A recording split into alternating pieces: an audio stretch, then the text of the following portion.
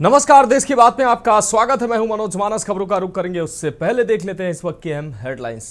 Supreme court में वांगचुक की हिरासत पर कल होगी सुनवाई। पत्नी ने बंदी प्रत्यक्षीकरण याचिका दायर की थी। अभी जोधपुर जेल में बंद है वांगचुक।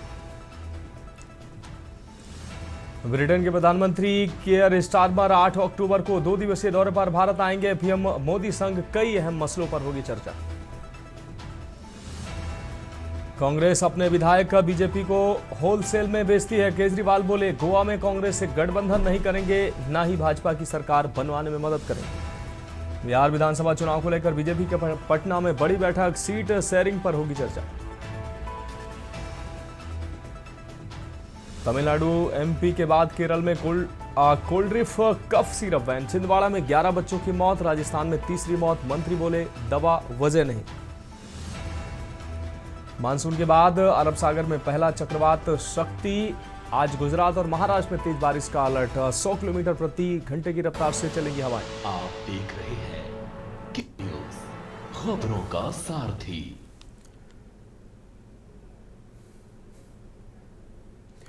और अब खबरें विस्तार से। अहम खबर से बुलेटिन की शुरुआत करेंगे। देश की राजधानी दिल्ली से अहम खबर है, जहां बिहार में बीजेपी आज से शुरू करेगी सुझाव अभियान। चुनाव की तारीखों के ऐलान से पहले बीजेपी चलाएगी सुझाव अभियान। 20 अक्टूबर तक चलेगा बीजेपी का सुझाव अभियान। जनता से सुझाव लेकर घोषणा पत्र तैयार करेगी भारतीय जनता पार्टी।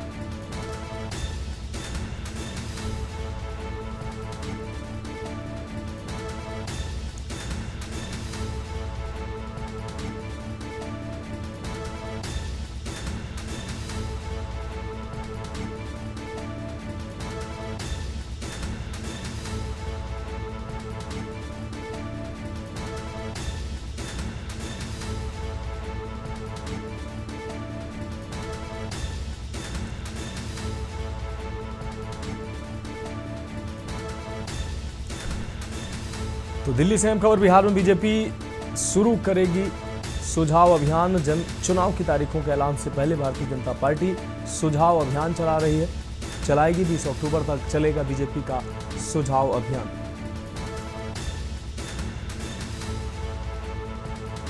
जनता से सुझाव लेकर घोषणा पत्र तैयार करेगी भारतीय जनता पार्टी। तो दिल्ली से अहम खबर। बिहार में बीजेपी शुरू करेगी सुझाव अभियान। चुनाव की तारीखों के ऐलान से पहले बीजेपी चलाएगी सुझाव अभियान।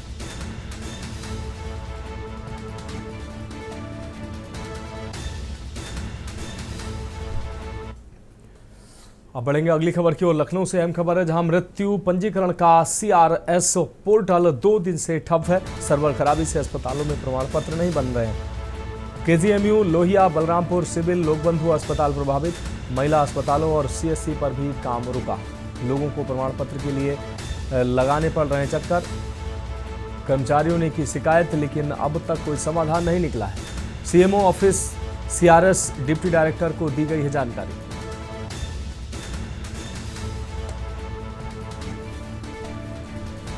तो लोगों को प्रमाण पत्र के लिए लगाने पड़ रहे हैं चक्कर।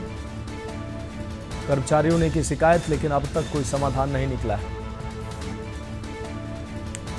CMO office CRS deputy director को भी जानकारी दी गई है। तो लखनऊ से अहम खबर आपको दिखा रहे हैं। जन्म मृत्यु पंजीकरण का सीआरएस पोर्टल 2 दिन से ठप पड़ा है। सर्वर खराबी से अस्पतालों में प्रमाण पत्र नहीं बन पा रहे हैं। केजीएमयू, लोहिया, बलरामपुर सिविल, लोकबंधु अस्पताल इससे प्रभावित नजर आ रहे हैं। महिला अस्पतालों और सीएससी पर भी काम रुका पड़ा है। महिला अस्पतालों और सीएससी में भी काम रुका हुआ है।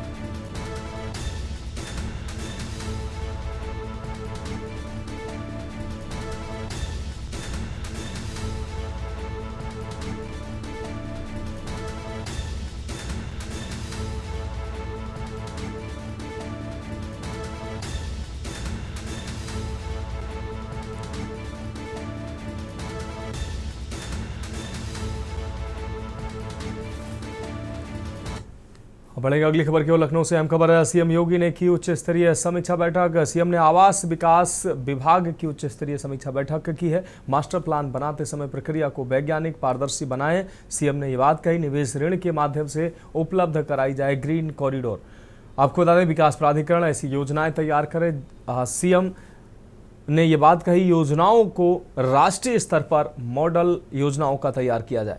प्रस्ताव को सर्वे और अध्ययन के बाद ही अंतिम रूप दिया जाए। सभी विकास प्राधिकरण जारी करें अपना बॉन्ड। तो मुख्यमंत्री योगी आदित्यनाथ ने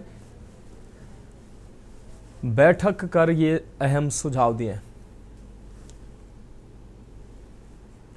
तो मुख्यमंत्री योगी आदित्यनाथ ने अहम बैठक में ये आवश्यक दिशा निर्देश दिए। सीएम योगी आदित्यनाथ ने उच्च स्तरीय समीक्षा बैठक कल की, उसमें अहम निर्देश दिए। सीएम ने आवास विकास विभाग की उच्च स्तरीय समीक्षा बैठक की।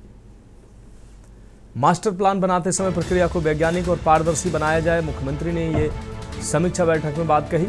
निवेश ऋण के माध्यम से उपलब्ध कराई जाए ग्रीन कॉरिडोर। विकास परियोजनाएं, ऐसी परियोजनाएं तैयार करें।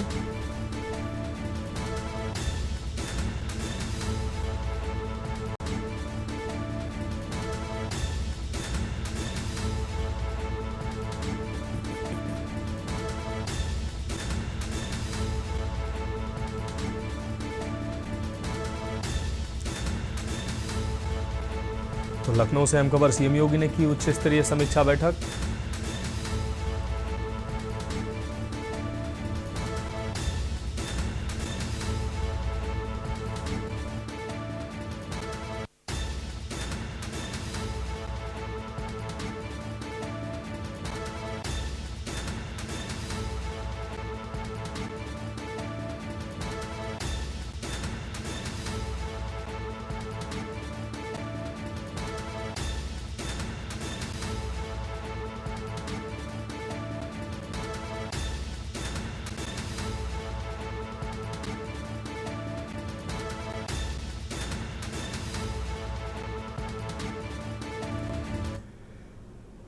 अब बढ़ेंगे अगली खबर की ओर। लखनऊ से अहम खबर है। काठमांडू में खराब मौसम के कारण उड़ानें डाइवर्ट की गई हैं। 3 अंतर्राष्ट्रीय उड़ानें लखनऊ डाइवर्ट की गई हैं। मुंबई, दिल्ली, बैंकॉक से काठमांडू जा रही थी ये फ्लाइट है, जिनकी उड़ानें जो है वो डाइवर्ट की गई। इंडिगो 6E1157 का मुंबई काठमांडू एयर, आपको बता दें, फ्लाइट को लखनऊ एयरपोर्ट पर लैंड कराया गया है।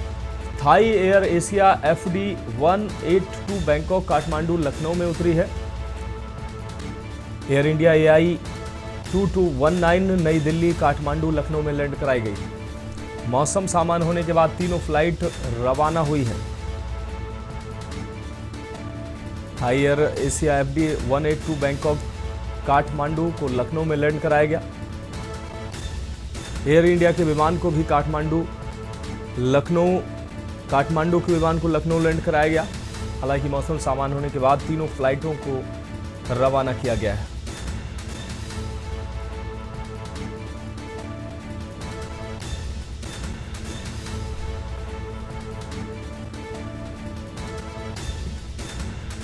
मुंबई, दिल्ली, बैंकॉक से काठमांडू जा रही फ्लाइटों को डाइवर्ट किया गया। मौसम खराब होने के चलते लखनऊ में उनकी लैंडिंग कराई गई थी।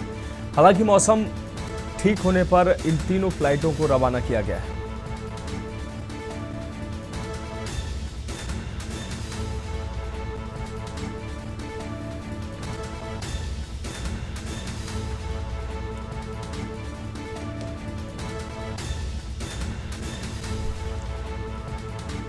और हमारे संवाददाता मनीष तिवारी ज्यादा जानकारी के लिए हमारे साथ जुड़ गए हैं।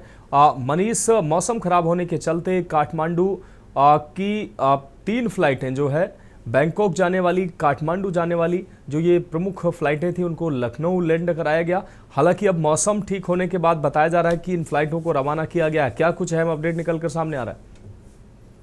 जी बिल्कुल, जिस प्रकार से देखा जाए काठमांडू में मौसम खराब होने के कारण जो है 3 अंतरराष्ट्रीय फ्लाइटों को जो है लखनऊ के लिए डाइवर्ट किया गया और यहाँ पर इन तीनों फ्लाइटों को उतारा गया।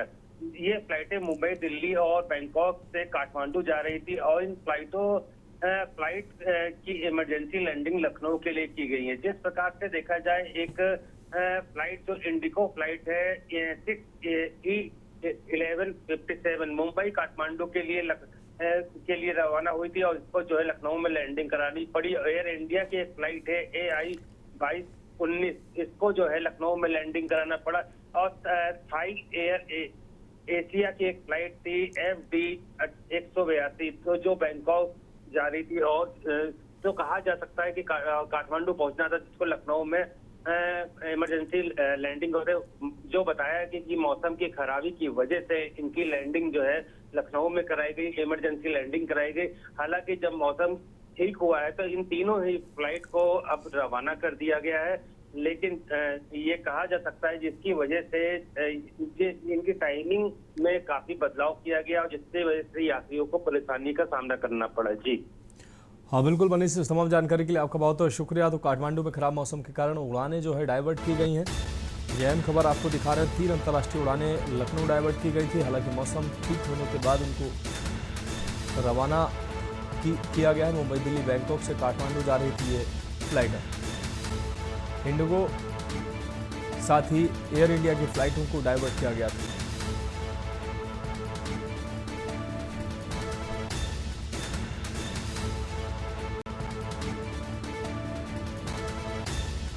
तो इंडिगो, एयर इंडिया और थाई एयर की ये जो फ्लाइटें थी इनको डाइवर्ट कर लखनऊ लैंड कराया गया था। काठमांडू में मौसम खराब होने की वजह से इन फ्लाइटों को लैंड कराया गया था। हालांकि मौसम ठीक होने के बाद इनको रवाना किया गया। अब बढ़ेंगे अगली खबर की ओर। लखनऊ से अहम खबर, खराब मौसम के कारण कई फ्लाइट डाइवर्ट कर चौधरी चरण सिंह एयरपोर्ट पर फ्लाइट कराई गई, डाइवर्ट की गई। मौसम खराब होने के कारण 3 फ्लाइट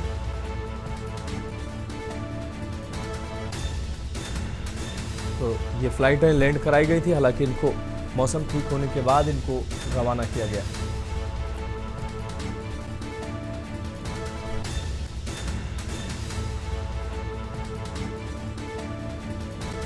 चौधरी चरण सिंह एयरपोर्ट पर कई फ्लाइटें की गई डाइवर्ट।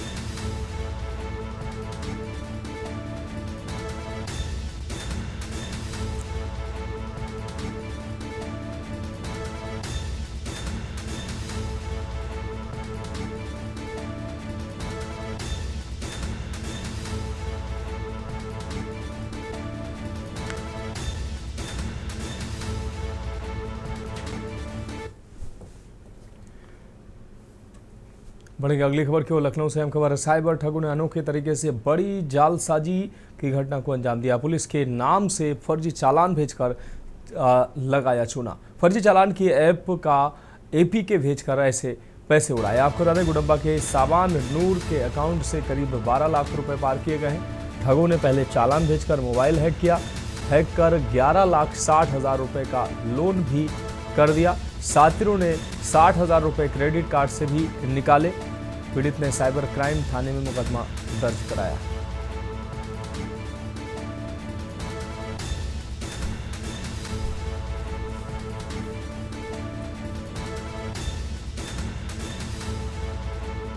मोबाइल हैक कर 11,60,000 रुपए उड़ाए हैं। साथियों ने 60,000 रुपए क्रेडिट कार्ड से भी निकाले। पीड़ित ने साइबर क्राइम थाने में मुकदमा दर्ज कराया है।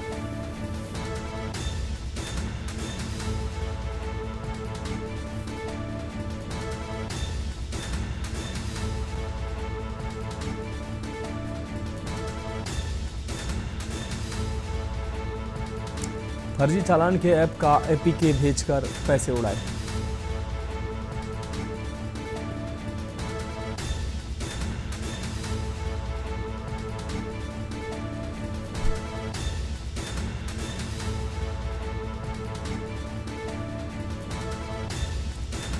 तो अश्विनी कुमार हमारे संवाददाता ज्यादा जानकारी के लिए हमारे साथ जुड़ गए हैं।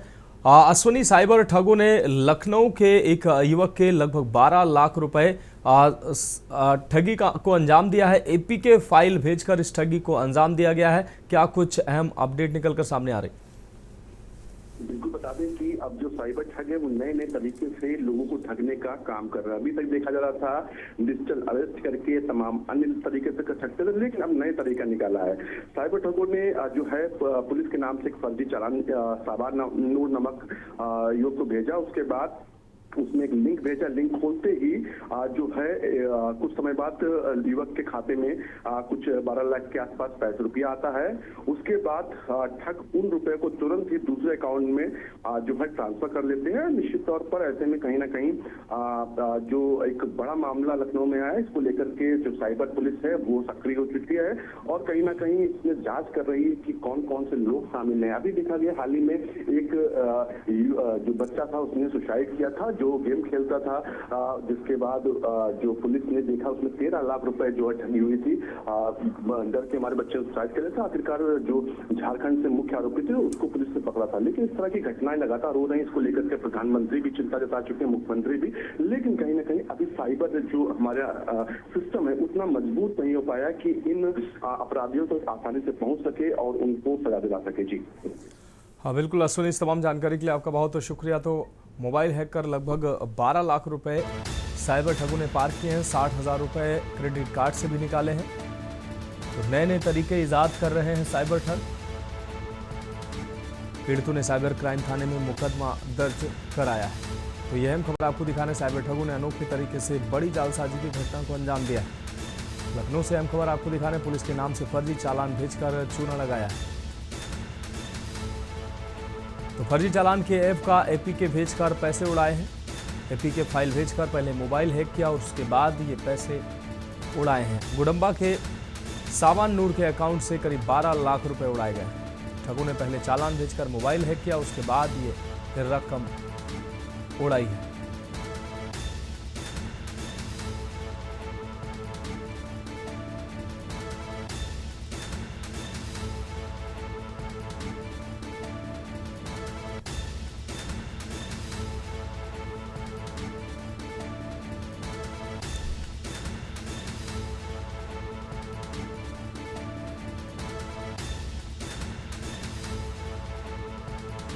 पुलिस के नाम फर्जी चालान भेजकर घटना को अंजाम दिया गया।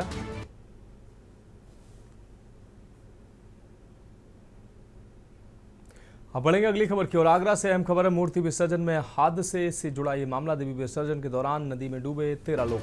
नदी से 6 लोग रेस्क्यू कर निकाले गए हैं। 5 की मौत हुई है, 1 का इलाज जारी है। 7 लोग अभी भी लापता हैं। 3 दिन से चल रहा राहत बचाव कार्य। घटना को लेकर गुस्साई महिलाओं ने ठेके पर हंगामा किया। हंगामे के दौरान लाखों का नुकसान हुआ है।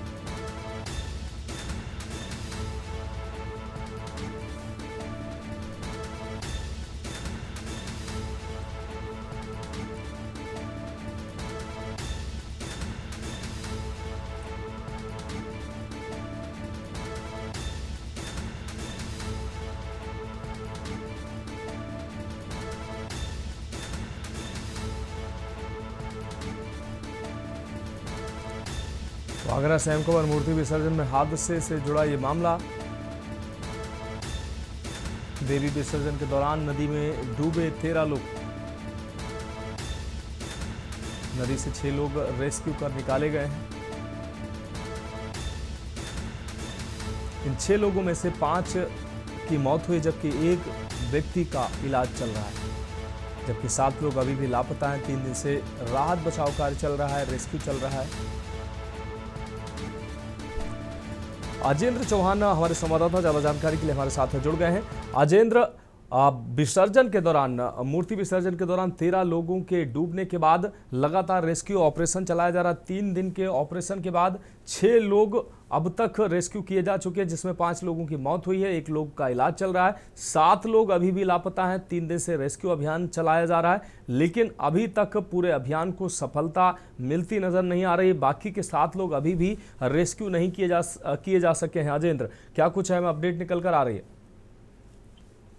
देखिए, जिस तरह से देवी की मूर्ति की विसर्जन के दौरान 13 लोग डूबे थे, उसके चलते यहाँ तमाम दिक्कतों का सामना जिले के पुलिस और प्रशासन को करना पड़ रहा है। 6 लोगों को निकाल लिया गया था, 5 की मौत हो गई, 1 का इलाज चल रहा है। 7 लोगों का रेस्क्यू होते हुए तकरीबन 60 घंटे से अधिक का समय हो चुका है। तमाम यहाँ पर विरोध प्रदर्शन देखे गए। आज कल देर शाम खेरागढ़ के खुशियारपुर गांव में महिलाओं ने ठेके पर हंगामा किया। लाखों रुपए की बियर और दारू की बोतलों को सड़क पर पटक पटक कर तोड़ दिया। वहीं ग्रामीणों का गुस्सा अलग देखने को मिला। फिलहाल अगर हम रेस्क्यू की बात कर लें तो अब यहाँ पर एक छोटा डैम एक बांध बनाया जा रहा है ग्रामीणों की मदद से, और उसमें कई जेसीबी लगाई गई है, जिससे कि पानी का कटाव दूसरी तरफ करा जाएगा। क्योंकि जो अभी तक जानकारी हो पाई है, तकरीबन 40 फुट नीचे एक जाल बिछा हुआ है। उसके चलते ये अंदेशा लगाया जा रहा है कि ये जो युवक डूबे थे कहीं ना कहीं उस दलदल में होते हुए उस जाल के नीचे हो सकते हैं। तो पानी को रोका जाएगा। पानी को रोकने के बाद पानी का कटाव दूसरी तरफ किया जाएगा। तो ग्रामीणों की मदद से, एनडीआरएफ और पीएसी की मदद से यहाँ पर ये काम चल रहा है और रेस्क्यू अभी भी लगातार जारी है। जी हाँ बिल्कुल राजेंद्र, इस तमाम जानकारी के लिए आपका बहुत बहुत शुक्रिया। तो मूर्ति विसर्जन में ये बड़ा हादसा हुआ, 13 लोगों के डूबने की खबर सामने आई, जिसमें रेस्क्यू अभियान चलाया गया।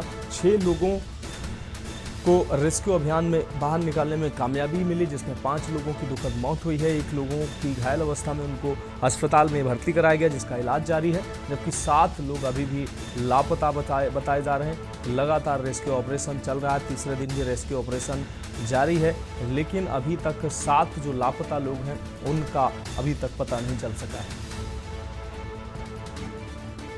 तो घटना को लेकर गुस्साई महिलाओं ने ठेके पर हंगामा किया, हमला किया, जिससे हंगामे के दौरान लाखों रुपए का नुकसान हुआ है। लाखों की शराब का नुकसान हुआ है। मूर्ति विसर्जन में हादसे से जुड़ा ये मामला।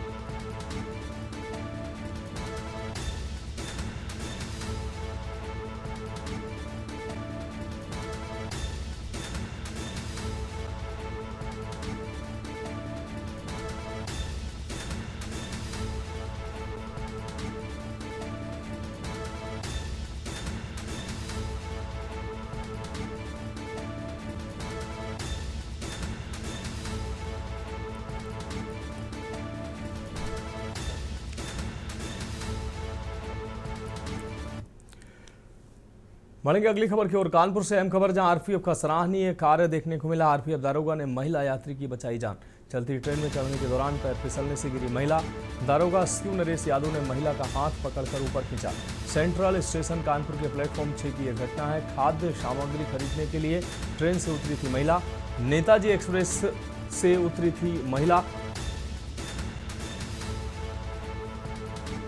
तो नेताजी एक्सप्रेस से नाश्ता खरीदने उतरी थी महिला। B2 कोच में सफर कर रही थी ये महिला। वेस्ट बंगाल की रहने वाली थी। आपको बता दें, महिला प्रदीप्ता चक्रवर्ती चंडीगढ़ से सवार हुई थी, जो वेस्ट बंगाल के लिए सफर कर रही थी। पूरी घटना सीसीटीवी कैमरे में कैद हुई।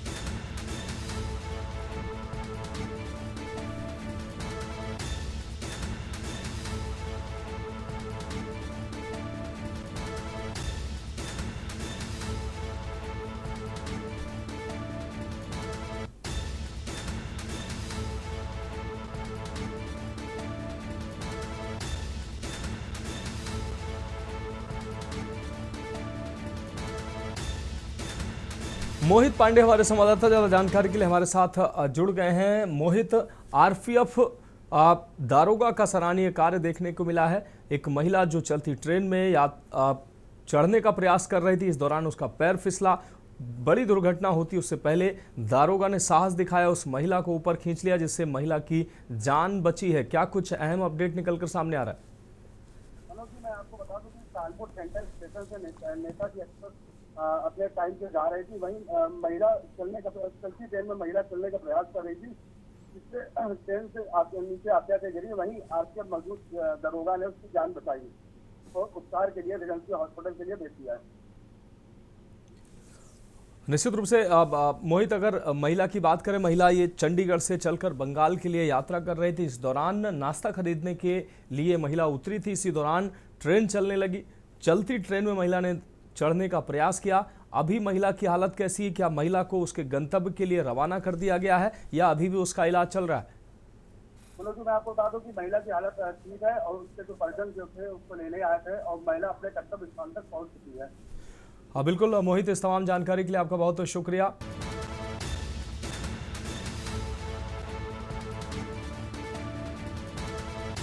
तो आरपीएफ दरोगा ने महिला यात्री की जान बचाई।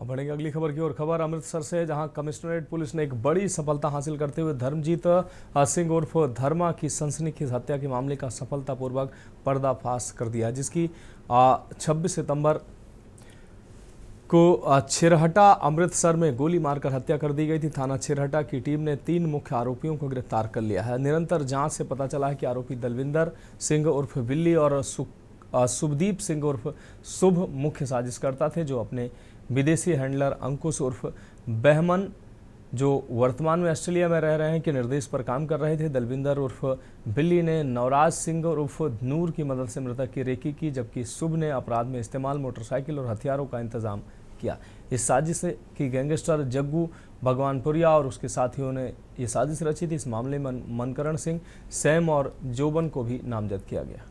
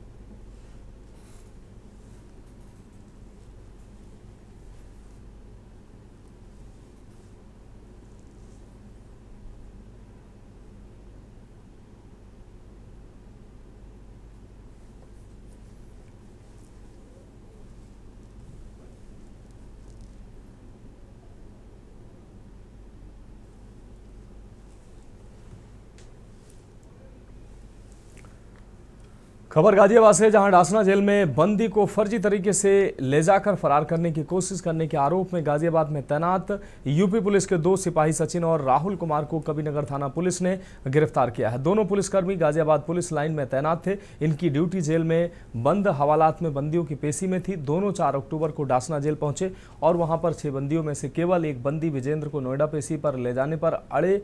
जेल अधीक्षक को शक होने पर इसकी जांच कराई तो पता चला कि दोनों सिपाही निजी गाड़ी से बंदी को लेने पहुंचे थे और उस दिन गौतम बुद्ध नगर पेशी के लिए उनकी रवानगी पुलिस लाइन के रिकॉर्ड में नहीं थी।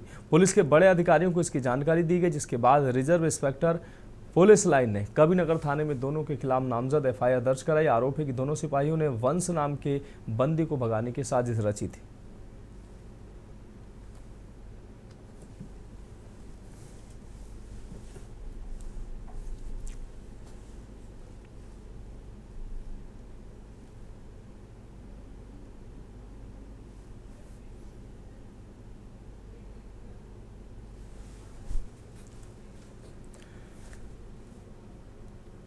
खबरों में वक्त एक ब्रेक का है, जल्द हाजिर होंगे। आप देख रहे हैं के न्यूज, खबरों का सारथी। ब्रेक के बाद देश की बात में एक बार फिर से आपका स्वागत है। रुक करेंगे अगली अहम खबर का। खबर कानपुर से है, जहां नरवल थाना क्षेत्र में बकरी के चारे को लेकर 2 पक्षों में विवाद इतना बढ़ गया कि खूनी संघर्ष में बदल गया। इस मारपीट में 45 वर्षीय महिला रानी की मौत हो गई है, जबकि दोनों ओर से कुल 6 लोग घायल हो गए। मृतका के परिजनों ने आरोप लगाया है कि उस रानी पर कुल्हाड़ी से हमला किया गया था। गंभीर रूप से घायल रानी को जिला अस्पताल ले जाया गया, जहां इलाज के दौरान उसकी मौत हो गई। पुलिस ने शव को पोस्टमार्टम के लिए भेजा है। गांव में तनाव को देखते हुए भारी पुलिस बल तैनात किया गया। पुलिस ने 5 लोगों के खिलाफ मुकदमा दर्ज किया है।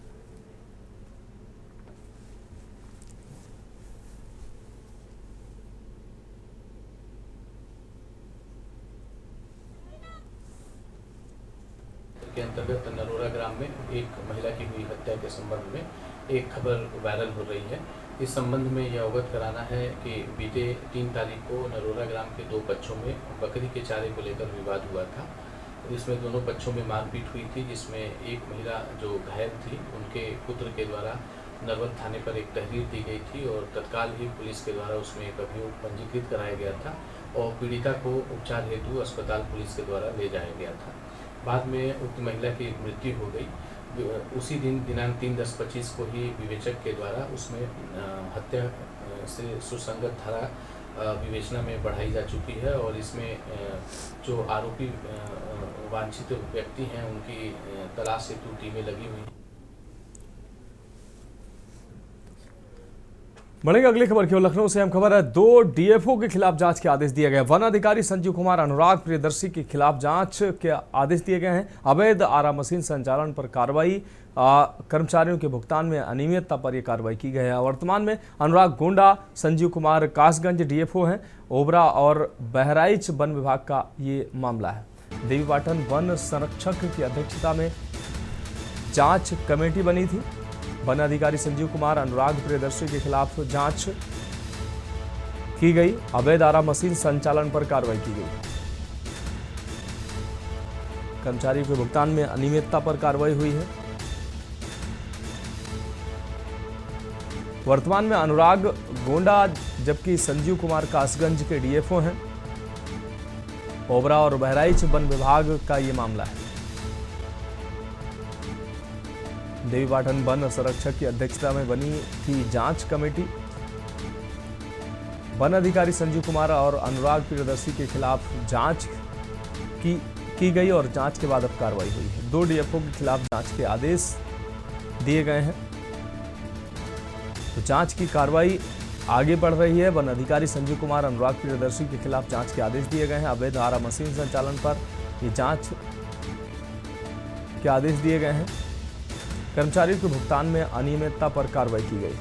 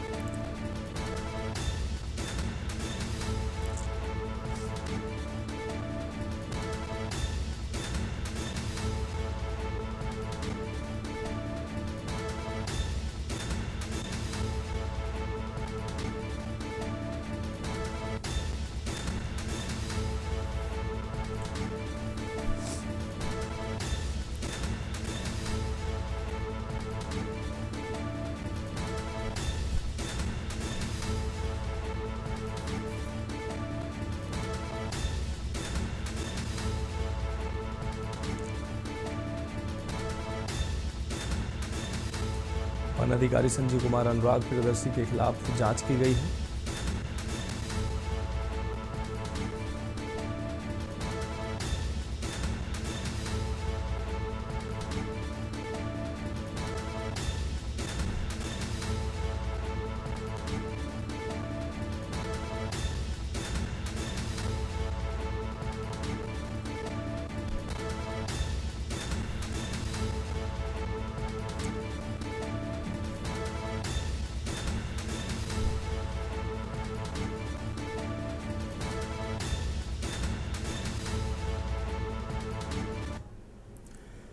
बढ़ेंगे अगली खबर की ओर। लखनऊ से अहम खबर है, योगी सरकार महिलाओं को फ्री में सिखाएगी ड्राइविंग। योगी सरकार ने शुरू किया अभियान मिशन शक्ति 5.0 के तहत दिया जाएगा ड्राइविंग प्रशिक्षण। महिलाओं को ड्राइविंग लाइसेंस बनवाने में मदद की जाएगी।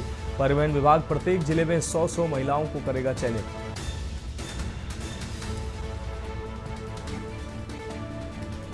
महिलाओं को ड्राइविंग लाइसेंस बनवाने में भी मदद की जाएगी। योगी सरकार ने शुरू किया अभियान मिशन शक्ति 5.0 के तहत दिया जाएगा ड्राइविंग प्रशिक्षण। महिलाओं को ड्राइविंग लाइसेंस बनवाने में की जाएगी मदद। परिवहन विभाग प्रत्येक जिले में 100 महिलाओं का करेगा चयन। योगी सरकार महिलाओं को फ्री में सिखाएगी ड्राइविंग। योगी सरकार ने शुरू किया अभियान। तो मिशन शक्ति 5.0 के तहत दिया जाएगा महिलाओं को ड्राइविंग प्रशिक्षण। महिलाओं को ड्राइविंग लाइसेंस बनवाने में भी मदद की जाएगी। योगी सरकार ने शुरू किया अभियान।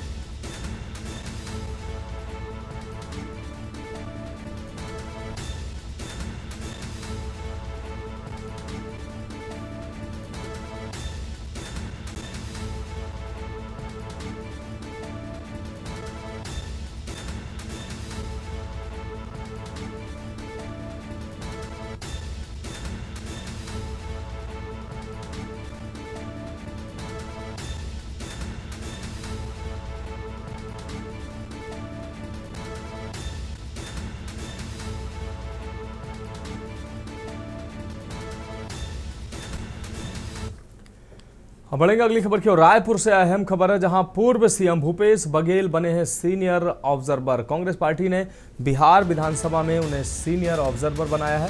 तो छत्तीसगढ़ के रायपुर से अहम खबर आपको दिखा रहे। कांग्रेस पार्टी ने बिहार विधानसभा में भूपेश बघेल को ऑब्जर्वर बनाया है। कांग्रेस पार्टी अध्यक्ष मल्लिकार्जुन खड़गे ने सौंपी है जिम्मेदारी। मल्लिकार्जुन खड़गे ने किया नियुक्ति का आदेश। तो रायपुर से अहम खबर, पूर्व मुख्यमंत्री भूपेश बघेल बने हैं सीनियर ऑब्जर्वर।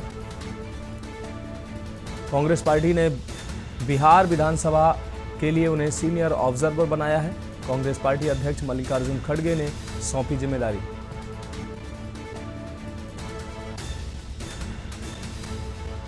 तो मल्लिकार्जुन खड़गे ने सौंपी है ये अहम जिम्मेदारी। पूर्व मुख्यमंत्री भूपेश बघेल सीनियर ऑब्जर्वर बनाए गए। कांग्रेस पार्टी ने बिहार विधानसभा में बनाया ऑब्जर्वर।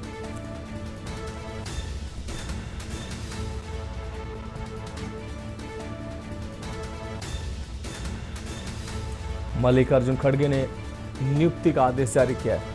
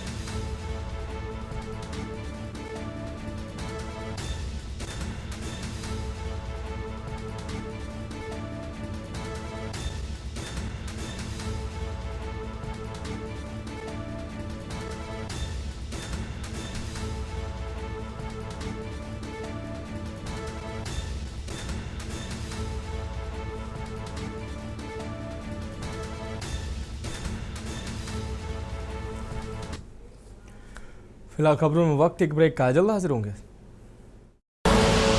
आप देख रहे हैं के न्यूज, खबरों का सारथी।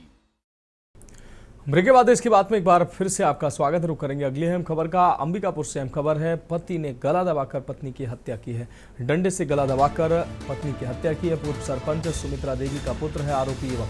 घटना की जानकारी मिलने पर मौके पर पहुंची है पुलिस आरोपी पति को पुलिस ने किया गिरफ्तार। घटना के बाद 12 घंटे से अधिक घर में पड़ी रही लाश। गांधीनगर थाना क्षेत्र की ग्राम पंचायत दिमाग का मामला।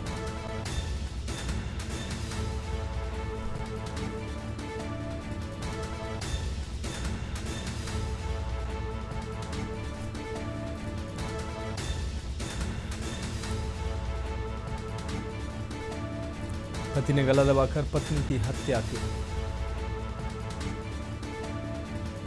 तो अंबिकापुर से अहम खबर, पति ने गला दबाकर की पत्नी की हत्या। डंडे से गला दबाकर की पत्नी की हत्या। पूर्व सरपंच सुमित्रा देवी का पुत्र है आरोपी। घटना की जानकारी मिलने पर मौके पर पहुंची पुलिस आरोपी पति को पुलिस ने गिरफ्तार किया। घटना के बाद 12 घंटे से अधिक समय तक घर पर पड़ी रही लाश। गांधीनगर थाना क्षेत्र के ग्राम पंचायत डिगामा का मामला।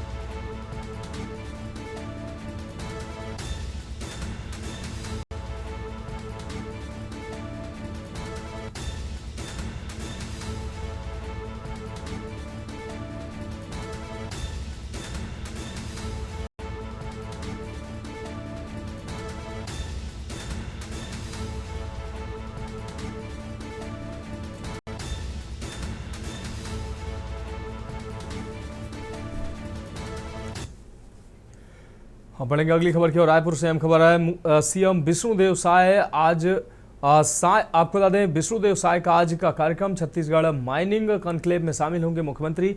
सीएम साय आज सुबह 11:30 बजे कार्यक्रम में होंगे शामिल। दोपहर 2 बजे राष्ट्रीय मछुआरा जागरूकता सम्मेलन में करेंगे शिरकत। इसके साथ ही दोपहर 3 बजे सीएम साय रायपुर मुख्यमंत्री आवास लौटेंगे। तो रायपुर से अहम खबर आपको दिखा रहे हैं, सीएम साय के आज के कार्यक्रम। सीएम साय सुबह 11:30 बजे कार्यक्रम में शामिल होंगे। दोपहर 2 बजे राष्ट्रीय मछुआरा जागरूकता सम्मेलन में करेंगे शिरकत। छत्तीसगढ़ माइनिंग कॉन्क्लेव में भी शामिल होंगे मुख्यमंत्री। सीएम आज सुबह 11:30 बजे कार्यक्रम में होंगे शामिल। दोपहर 2 बजे राष्ट्रीय मछुआरा जागरूकता सम्मेलन में करेंगे शिरकत। दोपहर 3 बजे सीएम साय रायपुर सीएम निवास लौटेंगे। रायपुर से अहम खबर, सीएम विष्णुदेव साय का आज का कार्यक्रम। छत्तीसगढ़ माइनिंग कॉन्क्लेव में शामिल होंगे मुख्यमंत्री। सीएम साय आज सुबह 11:30 बजे माइनिंग कॉन्क्लेव कार्यक्रम में शामिल होंगे। दोपहर 2 बजे राष्ट्रीय मछुआरा जागरूकता सम्मेलन में शामिल होंगे। छत्तीसगढ़ माइनिंग कॉन्क्लेव में शामिल होंगे मुख्यमंत्री योगी आदित्यनाथ।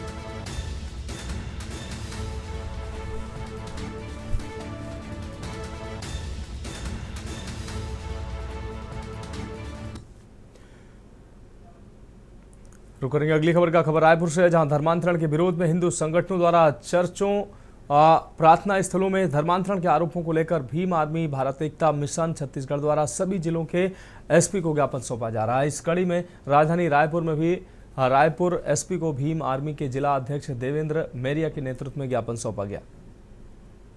तो धर्मांतरण के विरोध में ये ज्ञापन सौंपा गया। धर्मांतरण के विरोध में सौंपा गया ज्ञापन।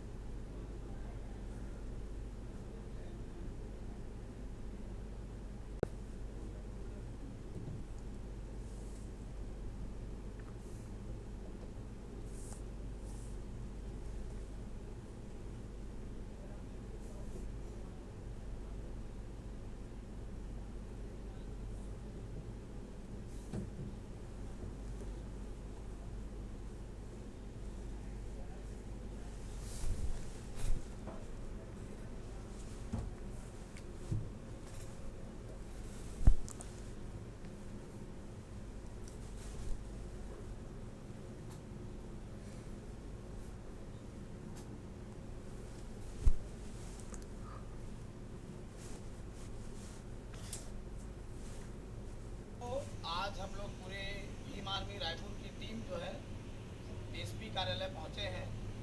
पूरे प्रदेश में मसीह समाज के साथ हो रहे अन्याय अत्याचार के खिलाफ आज जो है हम लोग इकट्ठा हुए हैं और एसपी साहब को ज्ञापन देने आए हैं, अवगत कराने आए हैं कि पूरे प्रदेश भर में और रायपुर राजधानी में भी बजरंग दल, विश्व हिंदू परिषद और तमाम हिंदू संगठनों के द्वारा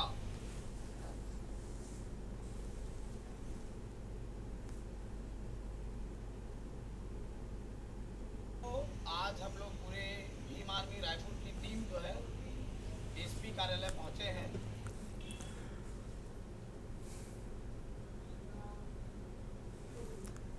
फिलहाल खबरों में अभी के लिए मेरे साथ इतना ही। मुझे दीजिए इजाजत और आप देखते रहिए के न्यूज इंडिया।